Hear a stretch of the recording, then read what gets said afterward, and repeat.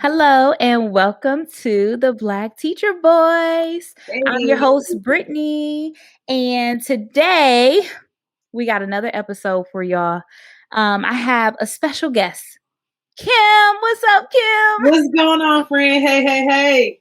I feel like I haven't seen Kim in forever, y'all. It's So been a I'm just minute. soaking it all in just to have you here today. I'm really so excited because you are an amazing educator. Thank you. And we just got a lot to talk about. I always say we got a lot to talk about, but we do because in this world of education, we just have so much. Like it's always something, whether it's good or whether it's bad. It's literally always something. Right. So today I want you to tell us a little bit about yourself. Like where you at, where you coming from, what you teaching, all the good things. Yeah. So I am entering technically year 5 of owning my own classroom. We came through KCTR together. Shout out to the home team and Black Girl Magic from KCTR. But like coming through an alternative licensure program, taught in Kansas City for 3 years. And last year, took an opportunity in Milwaukee, Wisconsin. It is a new adventure for sure. Milwaukee, if you ever like look up the history of it and just like the city itself, it is still considered one of the most segregated cities in the country. And so it's been an interesting shift. I went from teaching Black babies at a predominantly Black charter school to now being at another charter school in Milwaukee that is on the south side of Milwaukee, so serving a predominantly Latino population. My Spanish sucks. I'm gonna, name that up front. So it's been definitely had some challenges, just like language barrier, culture wise, experiencing a new culture, both like my students' experience in mine, and then me experiencing theirs. Communicating with families has presented some challenges, but it's been a great growing experience, a great learning experience. And honestly, like I love the classroom. I love teaching. I am teaching 5th grade humanities, so ELA is my passion. Mix that with social studies, and you got a win-win in my book. So it's been great to like shift and like navigate something new, all while challenging my own thought process and my own teaching theories and thoughts, and how I present myself in the classroom and how I engage with those that I serve. So yeah, Okay. that's where we at. Okay. Well, it sounds like, things are doing pretty good. Like you're doing all right out there. I mean, I have to find time to get up there to Milwaukee, but it's right up the street. I could do Yeah, it. we'll make it happen right up the street. So I really have an appreciation for just like you, knowing you and your journey, because I know we started out together. It's just I have an appreciation for your ability to be in those predicaments where you are presented with challenges and you're down for the challenge, and like Yeah. even though it's a challenge, like you make things work and things always shake out. So I really have an appreciation for that. So what motivates you to get up in the morning to go to work? Yeah. I feel like it's very cliche to be like, oh, it's the kids. But like, honest to God, um, I'm passionate about the work that I do. I feel like this is where I've been called. This is where I can shine. I told someone this morning, and I've been back at work, and we had a little morning icebreaker, and I was telling her like, if I could do something else, I would be a performer. But I get to perform every day in my classroom, and so I get to live out some of my passions and some of my interests every day when I walk into the classroom. But I get to do it for a specific audience, and that audience is the scholars that I get to serve. And so they are the motivation, like being able to see them tap into things that they didn't really know or they didn't expect to have such an interest in, or even their own passions, and seeing them be able to present those and like dig into those when we're in the classroom is motivation enough every day to get up and be like, yeah, like, and if you have a bomb lesson, like, and you ready, Yes. even more so, like, Oh, I'm good. I'm ready to be, you there early before they open the doors, waiting to Okay. get in. So, yeah, honestly, it's like my passion motivates me. But it's my passion for learning, my passion for teaching, and my scholars, like their motivation to get up and like, all right, we're gonna hit this today. Yep, 100%, 100%. I think that it's definitely one of those where, that passion is something that just keeps you just got to go for it. It just keeps Yeah. you grounded, keeps you going. Um I feel like and that's what you tap into, you like have to. this last year has been crazy. And like, I know people will talk about that often. Like, what was it like to shift to virtual? What was it like to engage in that way, especially when it wasn't something that we had been doing often or, some people not at all. And so that was like a driving force. And so just being able to experience that, like teaching in a pandemic, really helped me to recognize like different levels of that passion. And so it's finding new ways to tap into that and like be like, oh, like it's still there. Yes. Even on the worst days, it's a piece of that passion or a piece of those things that like keeps drawing you in. And it's like, all right, today wasn't the best day, but like, man, I was able to tap in right here and we got through it. Right. Yeah. Just got to make it happen. I really, I'm really just so curious, like, how did you find yourself navigating through that time, through the pandemic? Like, did you feel like it was, I mean, how did it affect you? Because I know how it affected me. And for me, I was just questioning myself, like, ooh, is this safe? Or I just continued to question everything. Like, it was literally everything to a point where I was like, I need to do what's best for me to make sure I'm good to Absolutely. be able to show up. But like, how did that Absolutely. affect you? Um, so I tell people when they ask, like, I'll go back to a previous question, like what motivates you? When I applied for this job and interviewed for this job, and even my previous teaching job, it's always a question of like what motivates you, what brings you here. And I would say, ultimately, my responsibility as an educator is to advocate for myself, teach my students to advocate for themselves, and to advocate for them when they're not in the space to do so.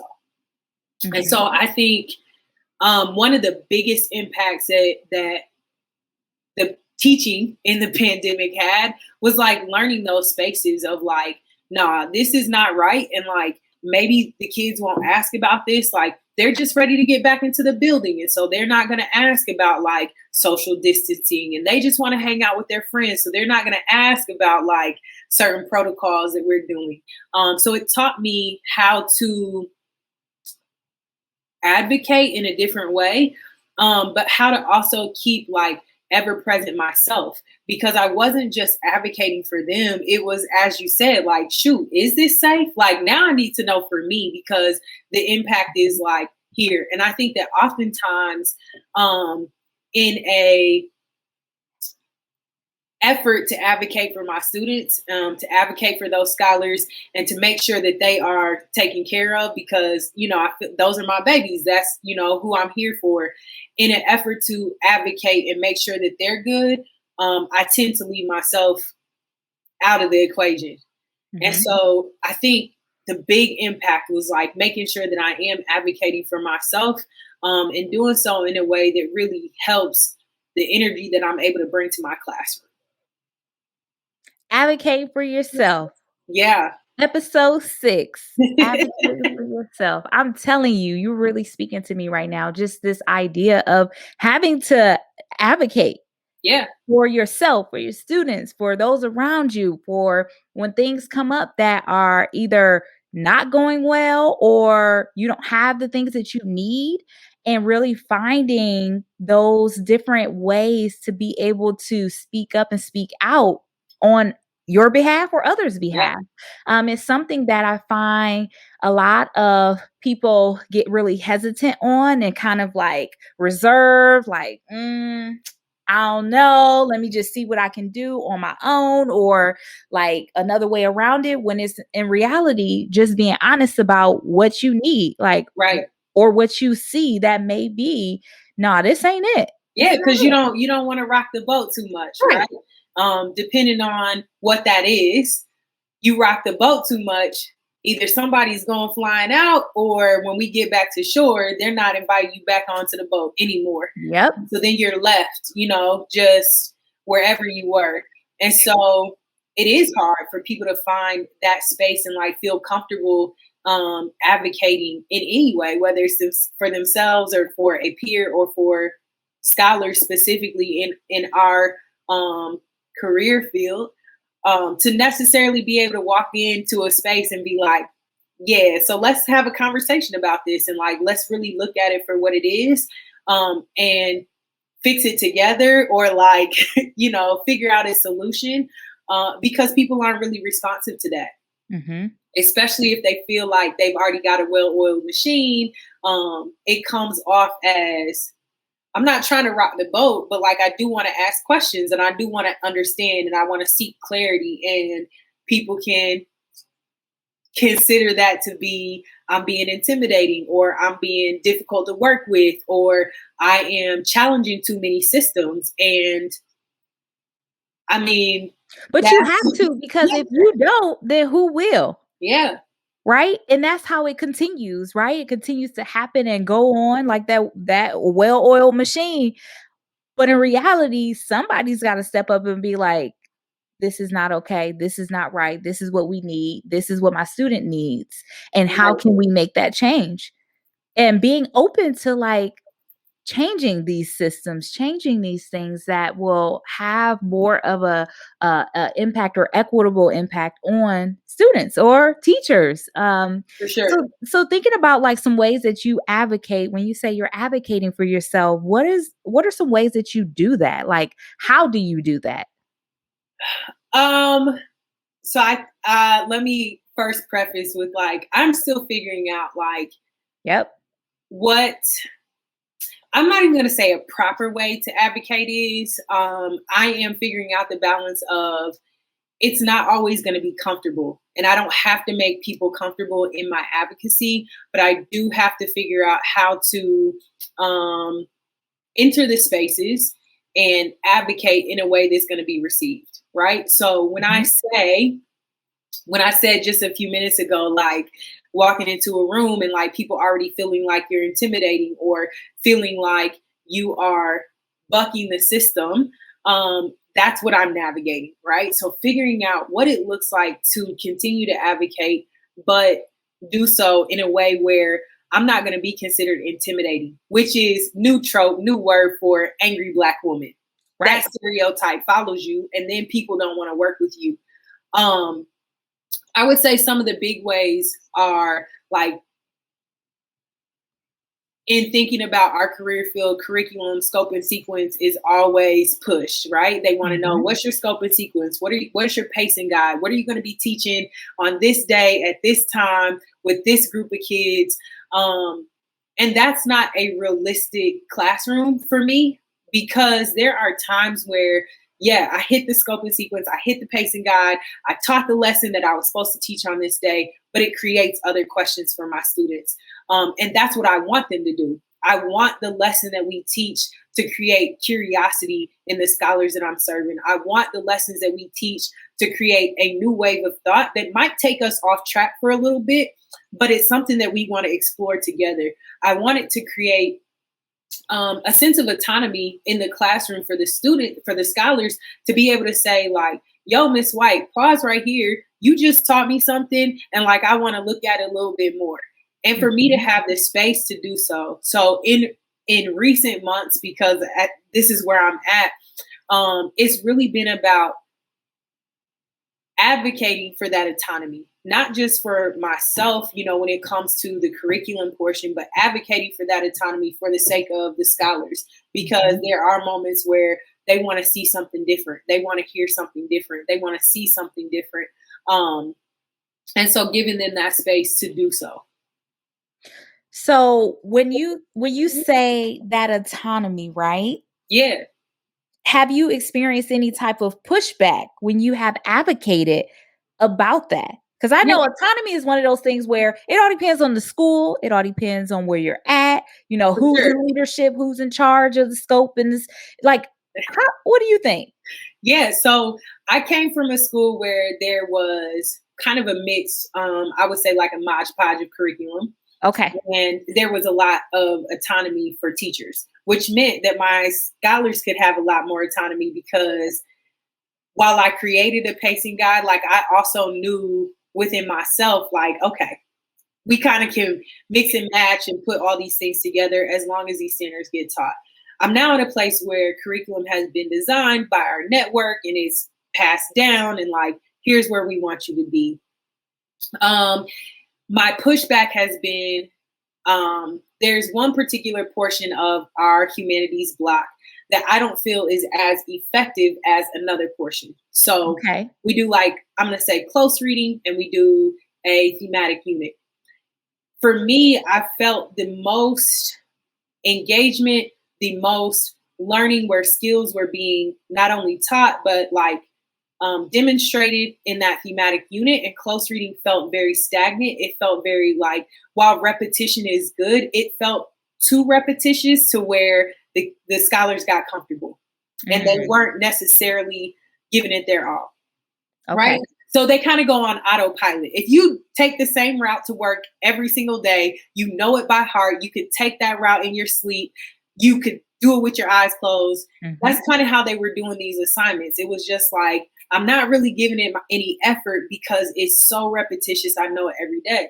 So the pushback that I got, I was like, hey, can we look at switching these and giving time here and like doing X, Y, and Z? And the pushback was like, no, we don't see the value in what you see the value in. So we need you to continue doing this particular portion of the block as long as we're telling you to do it in the way that we're telling you to do it. So as many ways as I'm trying to like give these scholars something new, a new way to approach it, like it was still the same and they were done with it. But when we engaged in this novel study, they was all about it. So it was like, come into my classroom for a bit, look at these two different, these two different blocks or these two different portions of the block and like, see what I'm telling you. Because it's not just me trying to buck the system.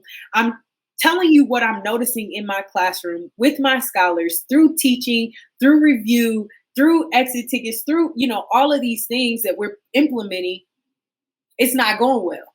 So how do we shift so that we're actually getting the best out of our scholars, the best out of the teaching, the best out of the content, and the skills are still being developed? So that led to me being called difficult to work with because it was seen as a challenge and it was seen as disrespect to authority. It was seen as, yo, Miss White comes off as intimidating, like she challenges us too much, and now she's difficult to work with. And those things start to eat away at you, right? And so now that I've heard that, it's hard for me to go in and want to say anything because you already think that I'm difficult to work with. So now I feel like I got to walk on eggshells. I got to I can't necessarily be myself. And that's unfair to my scholars. It's unfair to me, like at the end of the day, but unfair to them also as I'm trying to figure out like what's going to be best for us in this space. And like, what's going to make the most impact on your learning so that when you walk away from here, you leave every day better than what you came. Right. And for the engagement. I mean, if you want my students to succeed and be engaged in the things that they're learning, and this is the route that may look different than what we're used to, and that's where I get so tied up in that whole like, oh, this is a curriculum, this is it's like, but at what point do we recognize that it's ever changing? It's continuing, and if you're not adapting it, then we are just creating what? Robots? Yeah. To think the same way, to not push back and to not challenge the things that we are either studying or that we are learning, to not be able to go deeper into the content. That's the problem that I feel like I have. But why is it so hard to be able to push that or make change well, I guess that's the easy route out for them, but it's like, nah. At what point do you recognize that this is a change that we may need and that our scholars may need? Yeah. It's a hard fought thing, right? Like, I want to keep pushing, but that label of like intimidating, bossy, scary, confrontational, challenge, difficult to work with, like difficult to work with because you don't want to do the work. how do you, well, it's exhausting, right? You Like, don't want to do the work. And it's like exhausting. the lack on their part is preventing so many possibilities. So many possibilities that are there that could be there. And it's sad. It's really sad because we're in a time where things are not just, they shouldn't just be set in stone. This is the way it is. This is it. But when somebody starts to push that or rock the boat or really come at it from another angle, it's like, oh, now we gotta be like, difficult to work with or intimidated. But why are you intimidated? Are they asking themselves, why am I intimidated? Yeah. Like And that's something that's that, the like, thinking that, we've got to really get some change in that thinking of like, I'm just gonna and the crazy part is that they say that, but I'm just gonna say that you're difficult to work with when in reality, like, no, but these are things that I'm thinking through. yeah. This is a process of developing as an educator and developing, the things that are content related. Hmm. And That's I think interesting. about, when we interview for a specific position, when we come into a space and we say, hey, this is what I present, this is what I'm bringing to the table. Like, you hire me for a specific job, you hire me for a specific practice, you hire me because this is what I told you that I could do. And like, now when I'm doing it, it seems to be problematic, or I'm difficult to work with, or so those are ways in which I've had to like just stand up and speak up for myself of like, hey, so when I told you that I was accepting this position, like, I also made this very well known, or like, like, I could have sold you a bill of goods, and but this is like what I Right. gave you up front. And I made it very clear that like, this is my passion, this is what I do. And so like, it's an ever evolving, ever changing practice that I have to learn on the go. Like, we're learning constantly, day in and day out.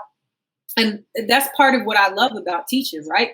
I get to learn so many new things and like implement them in my classroom and talk to the scholars about, hey, what worked really well with this, and like, what would you change? And from the time they enter to how I greeted them to the time they exit and how I dismiss them, we have conversations about what felt good about that, Mhm. what didn't feel good, how would you do it different.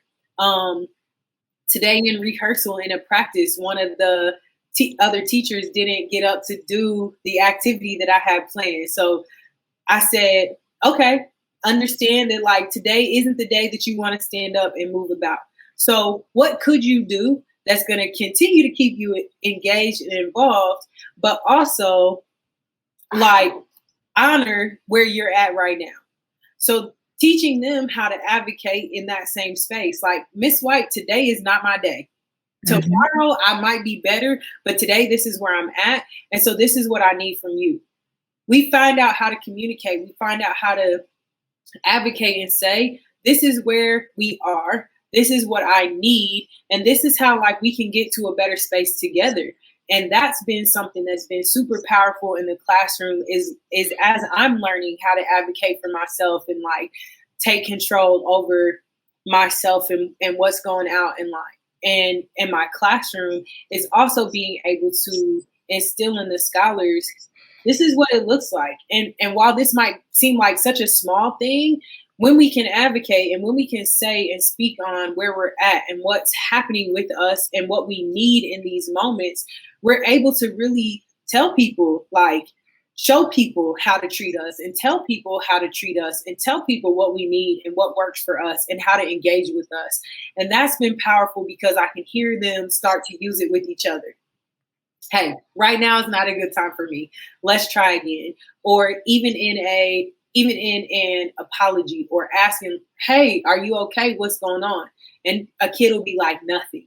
No, like speak up for yourself. I'm not okay, but I don't want to talk about it right now. And now we have another way of looking at where you're at and knowing how to engage with you. You said you don't want to talk about it right now. Cool. I'm here. If you want to talk about it later, great. If you don't want to talk about it at all, that's also okay. Just don't tell me it's nothing when you know it's something. We don't Mhm. have to talk about it, but learn how to speak for yourself and like let people know where you're at so that we know how to engage moving forward. And that's powerful. That's powerful because a lot of times we may be so either afraid or like not really willing to explain and express when in reality, just using that type of language and communication Mhm. is a more effective way to be able to get your needs met.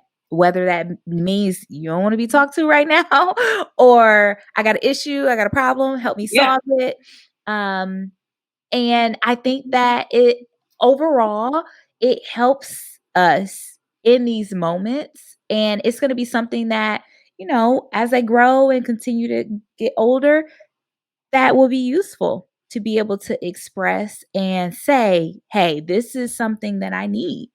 Um, I know I found myself too being able to advocate for some change or when things are not correct or when I just need something. And I would say for the most part, things go in a pretty decent way, but there have been times where things don't go the way that I expect them to go. But at the same time, I need people to know, and I know I'm one to always speak up, but it's just like, I need you to know what's going on. I need you to hear me out, to hear me and see me and understand what I have either to bring to the table or what is going on or what my student needs or what I need in that moment. And if you're unable to help me, then I got to figure something out for sure. and not really just, I think, bringing it up and not just settling with either not getting a response or not getting a response that I agree with, but to continue to keep pushing, Yeah. even if I'm labeled as that difficult to work with, right? For Like, all sure. right, let me be difficult to work with. But what I'm going to do is express to you until you finally get it, until you see, Yeah. Because you know? ultimately, we all are looking for a place where there is a mutual trust, where there Yes. is space for communication, where we are represented, and where our voices can be heard. And so when I think about advocating, that's what I think about for my classroom. Have I created a community of trust in a space where they feel that mutual level of trust? Have I created a space where communication is open, even if it is a challenge or it's a little bit of pushback? Even if it means that what I thought was going great, the scholars tell me that wasn't it, Miss White. Like, we got to cut that out. And figuring out how to navigate around that. And really representing the scholars that I serve. And it looks different for everybody, but those like core things, that trust, that communication, that representation, are huge.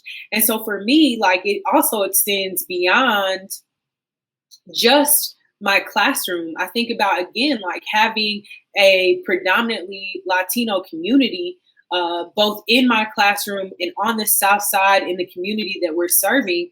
That also means what policies do we have in place? What procedures do we have in place that are impacting our students that we also need to say, hey, actually, when we do this, the impact that it has is this. How can we switch this, whether it's wording, whether it is the actual action, whether it's the policy? How can we switch this so that it does represent those that we Mhm. serve? And it creates a space where they're now able to come in and say, man, like this didn't feel right before, but now, like, here I am. So it's something as simple as we've been talking a lot about like procedures and routines, right? School year's about to start. And people are so used to saying, you know, 1, 2, 3, eyes on me, or hey, I need your eyes up here. But in some cultures, that's a sign of disrespect. So now, Right. how can we say, like, hey, I need your attention and I need you to be an active listener with your whole body without saying, like, I need your eyes? And Mhm. how does a student demonstrate that they are actively engaging and actively listening, but for them, it's not okay for them to give me direct eye contact, right? Or for a lot of our parents. Again, Latino community, I have some first generation students in my classroom. They are just now coming. I have a family who literally within the last 2 months just moved here from Puerto Rico. Okay. Students who are not speaking, like definitely ESL, like English is their second language, and they're still struggling to like adapt and get acclimated to now being in a immersed in like this fully English speaking Right. society, for Right. the most part. And so now it's like, what does that look like in my classroom? But for a parent, it also has to be, hey, some of these parents don't have a regular picture ID. It's not a driver's license, but they have something from their home country. They have something that has their full name, you know, their picture. It is an acceptable form of ID. So, like, how do we shift and advocate not only for our students, the scholars that we're serving, not only for ourselves, but the community and the family? Mhm. Because once I'm able to do that, that involvement looks different. Is there Right. a respected person that is in the community that can help us bridge the gap from home to school? Is there somebody in my school that's helping me do that? Do parents know how to advocate for Mhm. themselves? And am I demonstrating that effective communication with school stakeholders about concerns so that parents learn, like, this is a space that you can do that. This Mhm. is who you would talk to. And also, so that scholars learn. Feel like one of the big things is like teaching them, hey, this person has a stake in your education. And if you want to see big changes, yeah, you can talk to me first, but then I have to go and talk to somebody else who has Right. to go and talk to somebody else who has, you know, so this hierarchy of, okay, you talk to me, this is beyond my purview. I can't Mhm. really change this. You know, this Right. is the small things that I can do. I can't change this. I can't really change how much time you get for recess versus how much time you have in the class. But I know somebody you could talk to, Right. you know? So, like, what do we do now to take this from our class where we exposed the issue, so to speak, to the next level where more change than what just Miss White can do, more change can be implemented? And Mhm. teaching them how to have those conversations. And we start small in the classroom and we try to build ourselves up throughout the year, but teaching them what that looks like it's been huge. Like learning it myself, number one, but then being able to like empower the scholars once I have it or once I, you know, a little glimpse of it, then I'm like, Yes. all right, hey, here we go. Let's see what happens. Because what I mean, what can it hurt? You have to ask those questions. You Yeah, have to, challenge questions. You have to really take another look at the things that could be changed. And without that hesitation, because you never know how it'll pan out, or if those things get into the hands of the right people that can make the changes happen. yeah, And that's the big piece that I think is just such a powerful thing for students, but also ourselves, as adults in our community. yeah, for sure. There is a book, I'm trying to think. Adriana Lopez. She's a Latino teacher, but she talks about like the benefits of advocating specifically for children of color. Um, it helps to change that perception about the students' behavior and their abilities. And I think Okay. that's the biggest part, right? There are some negative stereotypes. So when I tell people that I'm working on the South Side of Milwaukee, like people's demeanor changes. Or Mm. previously, like, okay, I work at this school and it's like on one of the blocks that is like known in the city, and they're like, oh, okay, like, isn't that predominantly Black? Yes, it is. Like, but it changes the perception of students' abilities and their behaviors. It increases like their level of motivation because they know again that they have that safe space to come in and say, this didn't feel right, and like, this is what I would have liked to see, or how can we change this so it feels better. Mm-hmm. When their motivation changes, when they're seen differently, their achievement, we know how it feels when I look good, I perform better. You know what I'm saying? Yes. So that's like sometimes what I have to tell myself. So when we go back to that motivation question, what motivates you in the morning? Sometimes my outfit is healing AF. Yes. Just getting dressed in the morning is like that motivation to just be like, hey, I'm just going to go stunt on the homies. And like, I don't know if this lesson's going to be great, but here we are. But we increase that motivation. We increase that achievement. They have greater access to just like themselves, to the classroom, to their learning, right? They are in ownership and partnership with you as an educator of their learning. And you help to reduce those negative stereotypes. I'll share this quick story with you. My first year owning my own classroom. So because we came through non-traditional program, Mm-hmm. my first year in the classroom was as, what were we called? I don't remember. A resident teacher, okay? A speaking resident. So I spent a year under a master teacher. I was in a 4th grade class, and then I transitioned with those 4th graders into 5th grade as their like full on owning my classroom. I will never forget that first year of teaching. Difficult for sure, but also just a lot of gems that I was able to take away. The shooting in Florida happened. Yep. Gosh, I can't think of the school, but the shooting down in Florida happened, and a lot of students around the country were planning on the 17-minute, like they were going to walk out and have a 17-minute, moment of silence. But a lot of the students were going to walk out. My previous school was a K-12 school. So I worked in the lower school, but there have been rumors all day about like the middle school and the upper school or high school for, those of you who need context. They were going to walk out. Okay. The high schoolers were, whoever they had a spot. The middle schoolers were going to have like a moment of silence, but there was nothing set in place for like lower school. And I had a student who raised by grandparents, but like very much in tune with the news. He had older siblings. So he had heard like rumors mill swirling. He's like, hey, so Miss White, like we not doing nothing. And I'm like, asking questions. So I start messaging admin and I'm like, hey, what's going on with our kids? So they were like, well, we can like create a space, but like they can't walk out. Like we're responsible for them. They can't do this, that, and the third. So the kids are starting to get agitated because they want to be a part of the movement. They recognize, they understand what it's about. They recognize the impact that this has had, and they're able to articulate to me why they should be able to participate. I said, all right. So I text admin again and I'm like, hey, can you come down? Like, can we talk? So admin comes, we have a conversation. I pull out the student who asked me the question. They're able to talk to admin as well. And I said, listen, I'll create the space in my room.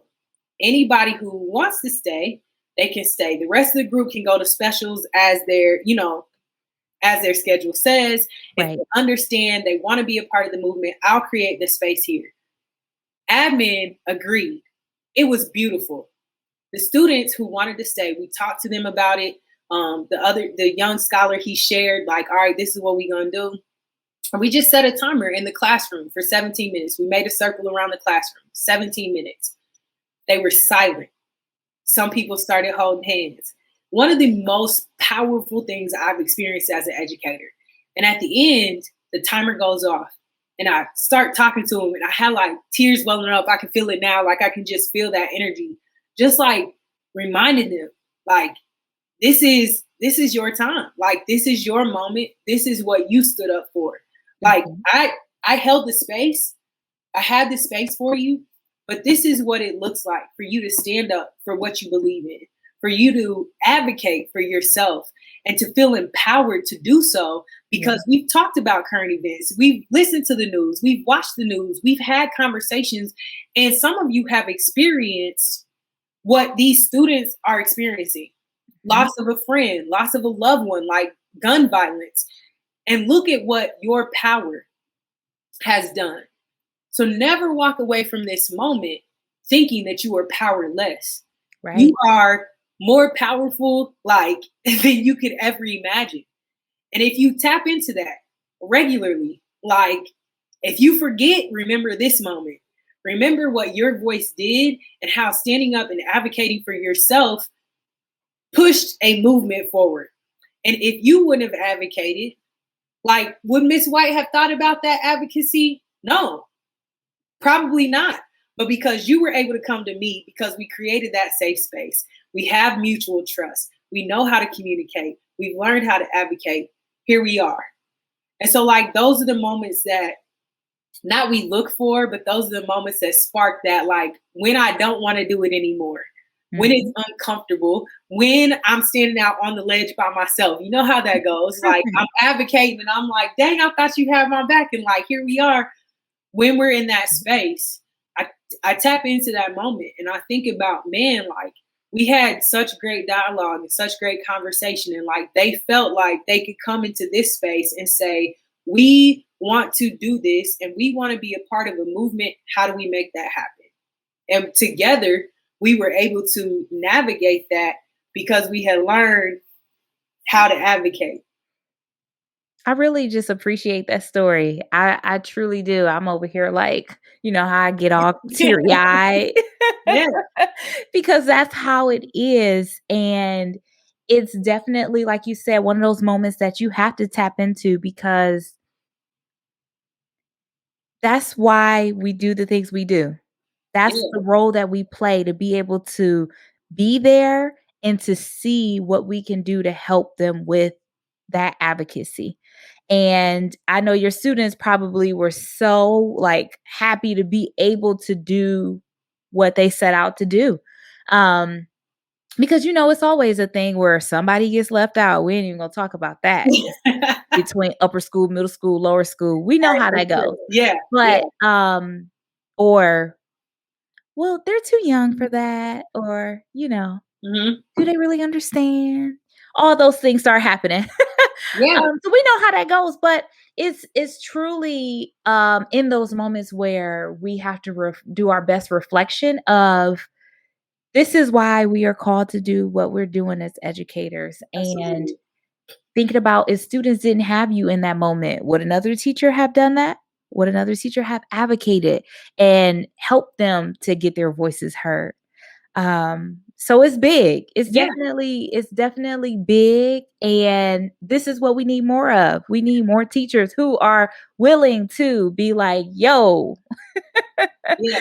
I think it's hard because, right, we think about often like student voice and student choice isn't typically at the center of our instructional practices. Mhm. And student voice, student choice is one of the most impactful and important voices and choices of all.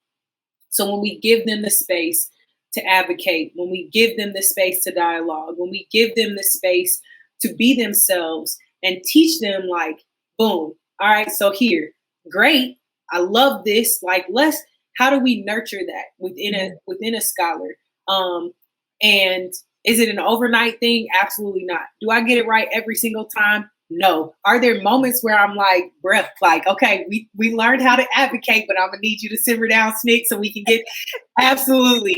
I mean, and I'm sure that people think the same thing, right? But like, we can't forget that voice. And we can't forget while we step into these spaces and allowing students to take on those leadership roles that result in change, not just in my classroom, but within the school environment as a whole. And then thinking beyond that building, if we learn it here, now I have this transferable skill that doesn't just belong in Miss White's space. I can take it into my other classroom. I can take it to the principal. And now I can take it to my job. I can take it to my house. I can take it to, the other spaces that I occupy. And so just remembering constantly, like, man, student voice, student choice, has to be first and foremost. It has to be not necessarily first and foremost, I guess, but like definitely a thought, a implementation within all of your instructional practices. Yeah. How are you honoring the students, the scholars that you're serving? How are you creating space for their voices to be heard? How are you giving them autonomy in the choices of, what's going out in your classroom? And how are you having honest dialogue amongst other educators, amongst parents, amongst leadership at your space, in your space, and with those scholars to really implement the things that make a difference and change the environment for the better and build you up as an educational institution. If we, but even outside of that, like I said, going into the world. Yes. Well, those were all the gems. Just dropping. My God. Yeah. Well, I feel like I know and I've learned so much from you, and just in general, people need to make sure that they prioritize that and prioritize it for themselves and for their students, because it's definitely something that's needed in the work that we do. And we have to be our own best advocates when we know that there are not too many people advocating with us or for us. So I would encourage all the listeners out there to advocate for yourself, Yes. advocate for your students, advocate for your families in the community, outside the community, and just keep doing it. Keep being you. I keep saying that every podcast. Just be you, Do you, boo? and really prioritize that. So, what is one word that you want listeners to reflect on this week? Man, I feel like the word is already a part of the podcast, like advocate. And I think that you just summed it up perfectly, right? We don't just advocate for ourselves. We advocate for ourselves. We advocate for our scholars. We advocate for their families. We advocate for our communities. And once we advocate, like, it opens up a new world of opportunities and possibilities, and really pushes us to think about the things that we have in place, but going from like good to great. Yes. How do we continue to grow not only ourselves, but our scholars, our families, and our community, which ultimately impacts the world? So advocate, never stop. It's going to be uncomfortable. It's going to be a challenge at times. People might think differently of you because you're stepping out and advocating on a regular basis, but do it. Yep. Yeah. Just got to do it. Well, that's all we got for y'all today. Hey, I appreciate you letting me come through. Thank you for being here. I really appreciate this conversation so much, because we are in a world of, we need this right now. Yeah. Especially with so much unknown. Like, woo, that's a whole nother thing. Like, Sure. I wish you the best start to your new school year this week. And, just keep remembering to do you and advocate for you too. Absolutely. All right. We are all done.